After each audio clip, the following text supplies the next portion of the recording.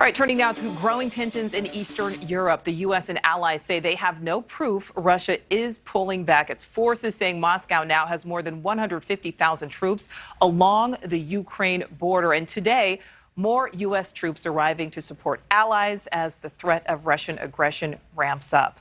NewsNation brings you team coverage of this crisis. Reporter Philip Crowther on the ground in Ukraine's capital city of Kyiv with a look at the mood of the people there. But first, NewsNation correspondent Kelly Meyer is live for us in Washington. So, Kelly, the White House still preparing for a possible invasion there. That's right, Nicole. The White House warning today the window for a possible attack remains open. Despite Russia's claims they're returning some troops to bases, the Biden administration says Moscow is not de-escalating here, and they're also continuing to keep an eye out for potential false flag operations Russia could use as a pretext for invasion. Today, Russia releasing more video of military equipment Moscow says is returning home after announcing its partial pullback of forces near Ukraine.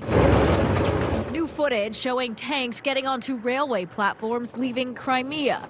Despite Russia's claims of pullback, today the White House skeptical. It's all just smoke and mirrors. There's what Russia says, and there's what Russia does, and we're watching very closely what steps they're taking, but they remain amassed in a threatening way at the border. Today, NATO allies meeting in Brussels, accusing Russia of sending more troops to areas near Ukraine instead of bringing them back to Russian bases. NATO's Secretary General warning, "We face a dangerous moment for European security." NATO telling its military commanders to draw up plans for new combat units in Central and Southeastern Europe, as experts say Russia has completed preparations for a large-scale offensive, with potential to launch an invasion with less than 12 hours warning. Today, members of the Biden administration urging Russia to take the diplomatic off-ramp away from conflict. If Moscow chooses the path of aggression and further invades Ukraine, the response from the United States and our allies will be swift. It will be united. It will be severe.